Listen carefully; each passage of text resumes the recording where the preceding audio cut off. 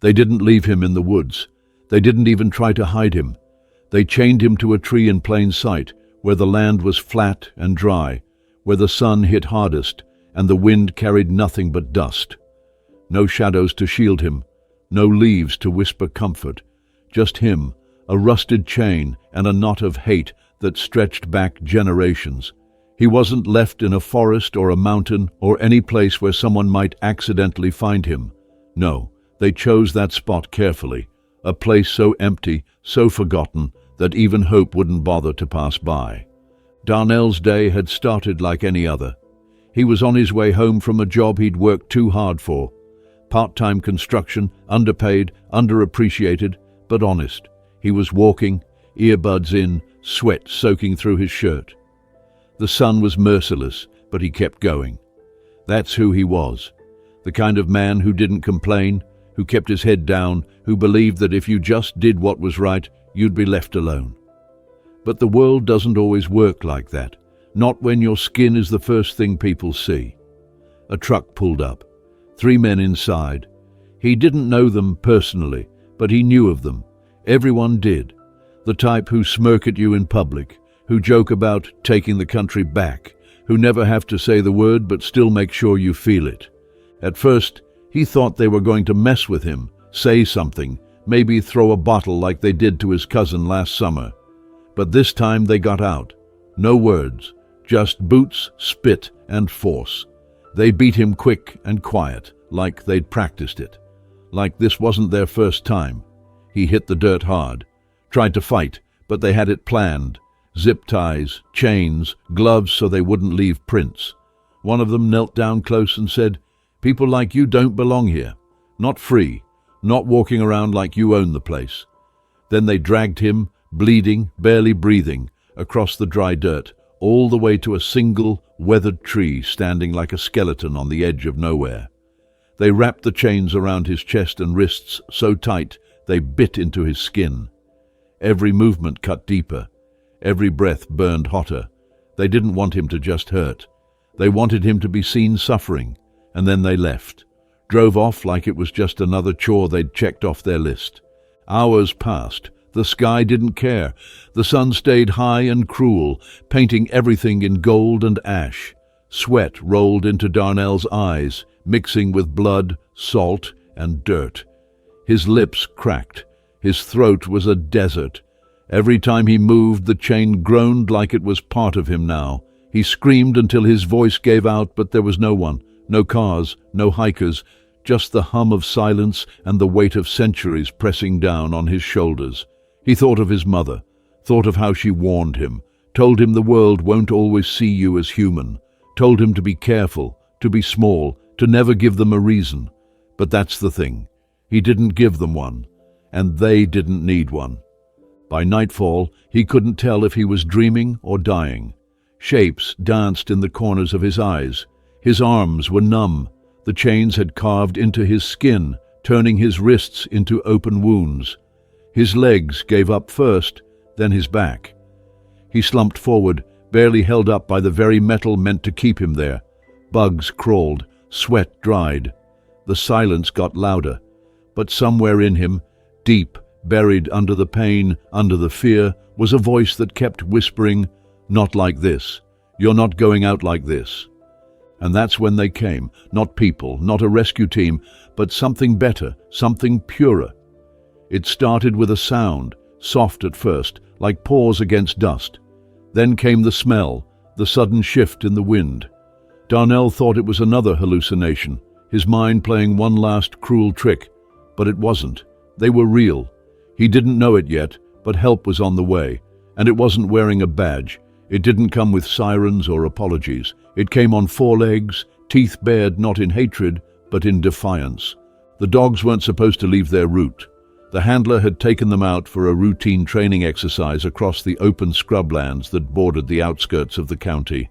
They ran drills often: obedience, search, response. These German shepherds were elite, a bonded unit trained to respond to disaster, detect danger, and rescue lives. But that day, something pulled at them. It wasn't a sound, not a command, just a shift, subtle, electric. The wind changed, The dust smelled different, and in perfect unison, all 5 dogs stopped in their tracks and turned west. Without warning, they broke formation. No barking, no hesitation. They just ran. The handler called out, panicked, voice cracking against the dry wind, but they didn't stop. They weren't disobeying. They were answering something ancient, something that didn't need words. Instinct led them, pulling them across miles of dry terrain and brittle grass, over fences, down slopes, past rattlesnakes and broken rock. Their formation wasn't wild. It was tight, controlled. The biggest of the 5, a scarred German shepherd with sharp, amber eyes and a gait that screamed authority, took the lead. His name had been Valor when he served in the military. Retired now, but his body still remembered the rhythm of rescue. And this wasn't a detour. It was a mission. They moved fast, driven by something unseen. Their paws kicked up dust and left tracks that looked more like purpose than footprints. As they approached a flat, exposed clearing, the air thickened. The wind stopped. The sky seemed to hold its breath. And then they saw him. Darnell. Slumped, shackled, and half-conscious, his body was broken by heat and hate. Blood had dried in streaks along his face. The chains glinted in the sun, rusted, cruel, wrapped around his torso and digging into skin that had turned raw and blistered. His lips moved, but no sound came. He wasn't yelling anymore. He didn't have the strength, but his eyes, barely open, bloodshot, widened when he saw them. The dogs slowed. They approached carefully, without a single bark, ears high, noses twitching, eyes locked in. They weren't confused. They weren't alarmed. They knew. They knew pain. They knew cruelty. And they knew this man needed them. Valor stepped in first, circling Darnell. He sniffed the air, the chains, the blood. He didn't whimper or retreat. Instead, he sat, right in front of him, proud, steady, like a soldier standing at attention. Darnell blinked, a tear slipping from the corner of his eye, carving a clean path through the grime on his face. He didn't even know if they were real. He whispered, "Please," barely audible, but somehow it reached them. Another dog began sniffing at the base of the chain, pawing at the ground where it had been anchored. A third started pacing in a perimeter, eyes scanning the horizon. These weren't just dogs.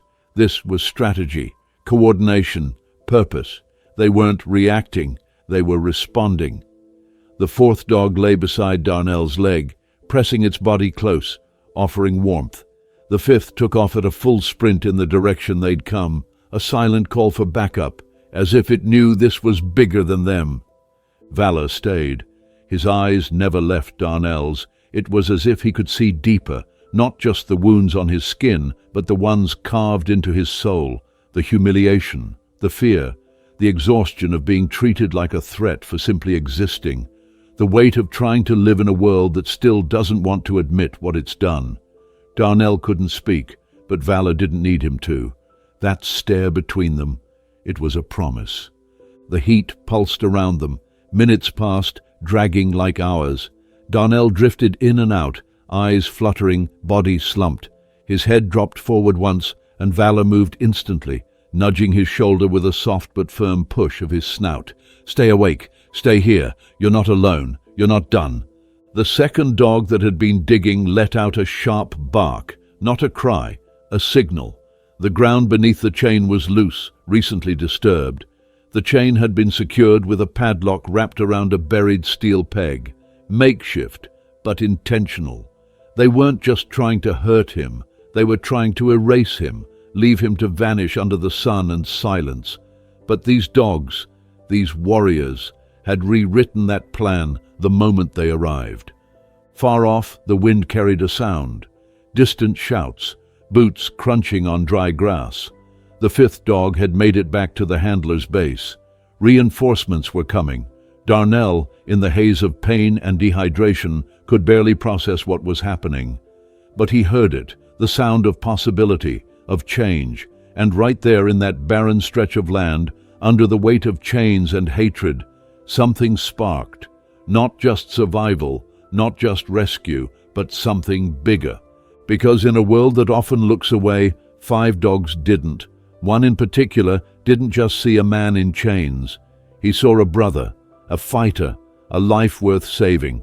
The bark split the air like a command from something ancient, sharp, clean, not panicked, not wild, deliberate. Valor stood tall, head high, eyes fixed on the chains with laser focus. His bark wasn't for attention. It wasn't to frighten or warn. It was a call to action. It was the kind of sound that wakes something in your chest. The other dogs responded instantly, like trained soldiers hearing a signal only they could understand. One began digging again, faster this time, teeth clamping down on the dirt around the base of the chain. Another trotted a tight perimeter, alert, reading every gust of wind, every vibration in the ground. A third lifted his snout to the air and let out a howl, long and low, carrying across the dry expanse like a message written in sound. Someone would hear it. Someone had to. Darnell tried to lift his head. Everything in him hurt. His body screamed with a pain that went beyond the physical, the ache of being dehumanized, discarded, and forgotten. But the bark had stirred something in him. It was a sound of control, of clarity, of presence. He looked up at Valor, who now stood inches from him. Their eyes locked again, and in that moment, it didn't matter that one was man and the other beast. What connected them was pain, recognition, and something Darnell hadn't felt in days. Safety. Another bark, then silence, then the faintest sound of an engine, tires against dirt, voices. At first, Darnell thought it was another hallucination, his body tricking him again like it had the night before when he saw water where there was only mirage. But this time, it didn't fade. It got louder, closer, real. A woman's voice shouted through the open air, clear and urgent, "We've got something! Over here!" And suddenly the dogs perked up, turning toward the sound. In the distance, figures emerged, human, moving fast, hands ready, eyes scanning, rangers, medics, people with equipment and urgency. The fifth dog, the one who had taken off earlier, ran ahead of them proudly, tail high. He'd led them straight to this patch of scorched land, where the tree stood like a gravestone. The rescue team froze when they saw Darnell. One of them let out a quiet gasp. The chains, the bruises, the blood dried into the dirt. His body, barely upright, held together by pain and grit and sheer force of will. The lead ranger, a woman in her early 30s, with sweat glistening on her forehead and her badge pinned to her chest, knelt beside him. Her voice dropped soft and trembling. "We got you. You're safe now." But before anyone could touch him, Valor stepped between them. His body didn't threaten, but it protected. His eyes watched every movement. He hadn't spent hours in the sun guarding this man, just to let someone else come in without permission. It wasn't about mistrust, it was loyalty, bond, the kind that doesn't need language. The ranger paused, reading the moment. She extended her hand slowly, letting the dog sniff her glove. Valor didn't growl, but he didn't move either. Not until Darnell whispered one word, raspy, broken, but enough. "It's okay." Only then did Valor step aside, close enough to still intervene, but allowing the team to reach the man he had protected like family. Cutters snipped through the rusted chains. One of the younger rangers unwrapped the links carefully from Darnell's body, wincing at the welts left behind. Another soaked a cloth and pressed it gently to his lips. Darnell flinched.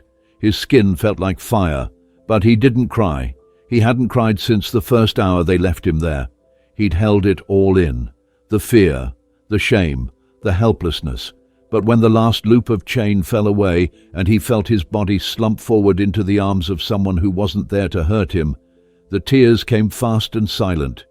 And through the blur, he saw Valor again, standing just inches from him, unmoving, ears forward. They lifted him onto a stretcher, wrapped him in clean fabric, and started toward the truck. The ranger walking beside him tried to speak, to ask his name, to tell him what day it was, but he couldn't answer. He didn't need to. Everything about him, the bruises, the heat stroke, the chains, told them more than enough. What he needed was not questions. What he needed was truth.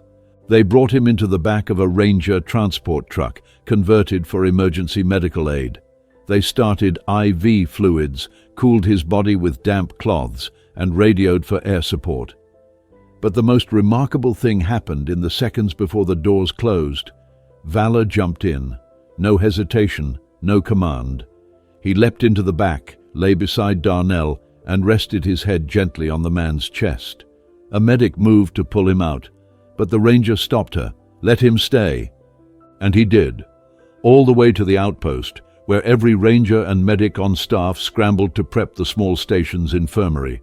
When they slid the stretcher into the room and transferred Darnell to a cot, Valor was the first to step off and sit beside the bed. Not once did he bark. Not once did he move more than a few feet from Darnell. Even as nurses worked around him, even as officers came in to ask questions, to collect statements, to figure out how a man could be chained like an animal and left to die in a land forgotten by maps. Valor stayed still, silent, guarding. When Darnell came to a few hours later, groggy and hoarse, the first thing he asked wasn't what happened or where am I.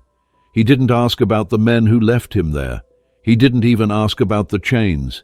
His lips cracked as he whispered, "Where's the dog?" One of the medics pointed to the floor.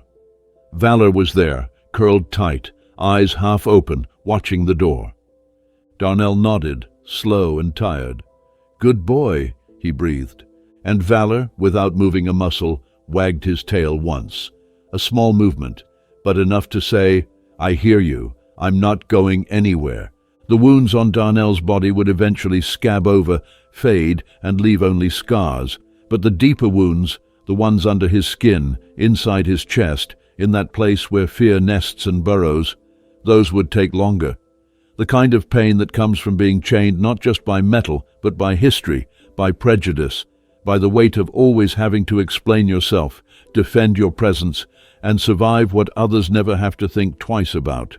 That pain doesn't vanish in a hospital bed. It lingers.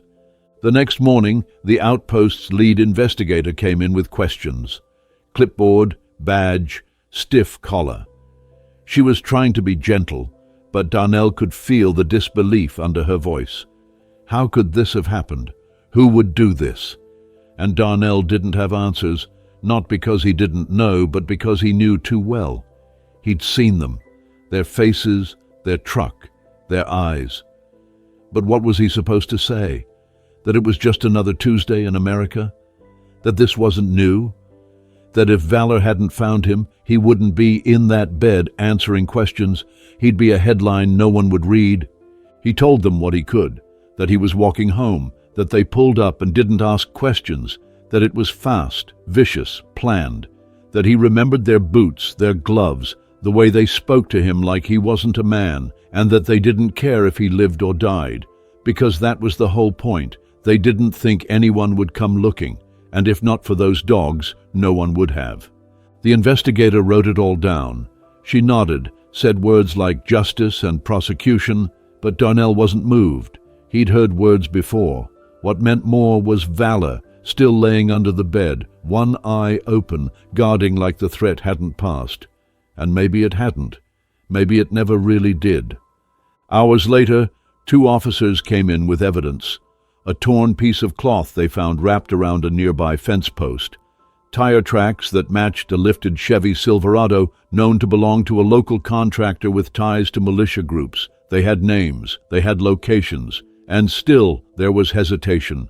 No arrests yet, no cuffs, because they were investigating, because the land those men came from was stitched tight with money, with family names that sat on city councils and school boards, men who hid behind small-town charm and old money and barbecue cookouts, but carried hate like it was tradition. But the chain Darnell had been wrapped in? That told the truth. It was traced to a hardware store just 20 minutes from the site, the same store one of the suspect's cousins managed. It was a dead-end town, the kind where everyone knows everyone, and everyone knew what that chain was for. They weren't trying to rob him. They weren't trying to scare him. They were trying to make him disappear, like so many before him, quietly, permanently. What they didn't count on was the dogs. Valor had become more than just a rescue story. The station staff noticed how he wouldn't eat unless Darnell was in the room, how he ignored commands from other rangers but responded instantly when Darnell moved or spoke. When Darnell sat on the bench outside the infirmary, Valor sat at his feet. When he walked the hall, Valor was a shadow behind his steps, and when he cried, alone, thinking no one could hear, Valor would climb into his lap, gently, like he knew exactly where the pain was. They'd all seen loyal dogs before, but this was something deeper. This was healing. Eventually the press caught wind of the incident, not the full truth, just the parts the department was willing to share. A man found chained, a K-9 unit that went off course and discovered him. The part about race? That got buried. The part about the chain being used like a noose, a symbol, a warning. That didn't make the official statement, but Darnell didn't need headlines. He needed truth. So when the lead ranger asked if he wanted to press charges, he said yes, but not just for himself. For every other black man who couldn't, who didn't survive, who got left under trees, behind buildings, in ditches that no one checked. The truth started coming out in fragments. One of the officers recognized the description of the truck and admitted he'd seen it parked outside a local bar just hours before the attack. Another ranger remembered a conversation, half joked, half serious, about taking care of the ones who don't belong. And then someone leaked a surveillance photo, blurry, taken from across the lot, but enough to identify two of the men. They were sons of local landowners, former high school athletes with clean records and family names that carried weight. Of course they were. Still, no arrests. The department said it was gathering more evidence. But Darnell knew what that meant. Delay, deflect, hope it goes quiet. But Valor didn't let it go quiet. One night, Darnell was sitting on the cot, watching the door like he always did, when Valor stood up suddenly, tail stiff, head turned. A low growl rattled from his chest. Darnell froze. He trusted that growl now more than he trusted any badge. Seconds later, an unfamiliar figure appeared at the edge of the hallway, a man in uniform, face tense, eyes flicking to the dog, then to Darnell. He was holding a file in his hand, but his grip was too tight. He looked nervous, guilty, and just like that, Darnell knew. There's more to this, more people involved. The rot wasn't just in the attackers, it was in the system. Someone had helped cover it up, falsified reports, buried complaints, maybe even authorized access to the land where Darnell was taken. These men didn't just act alone. They were backed. Valor didn't stop growling until the man turned away and left. No words were exchanged, but a message was delivered. Later that night, Darnell sat with the ranger who had led the rescue and asked the question he'd been holding in his chest since day one. What happens if no one pays for this? She didn't answer right away. Then she said, they will, but maybe not the way you think. Darnell looked at Valor, who was watching the window like danger still had a key to the front door. And he whispered, they already lost. Because he wasn't dead. Because they didn't get to erase him. Because the same system they thought would ignore it had accidentally sent him a guardian. A four-legged witness who couldn't testify but whose presence shouted louder than any courtroom statement. They tried to leave him in the dirt, forgotten, but now the world would have to remember.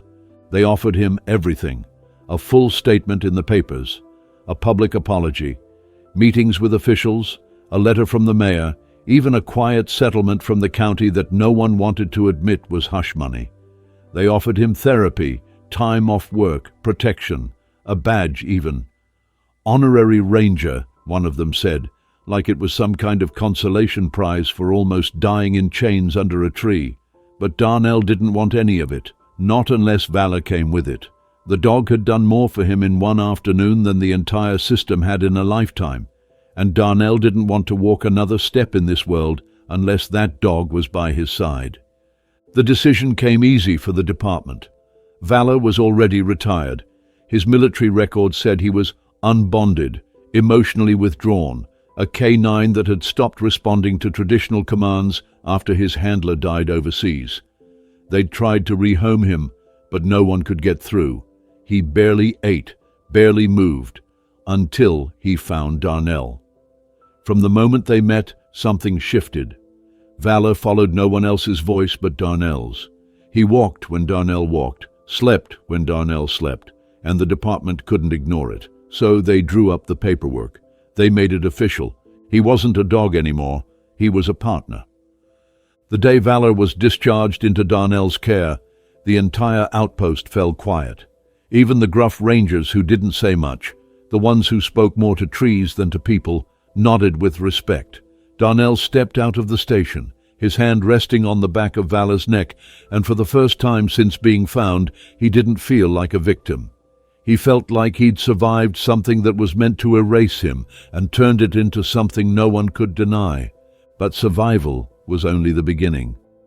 It didn't take long before word got out beyond the county lines. News outlets started calling.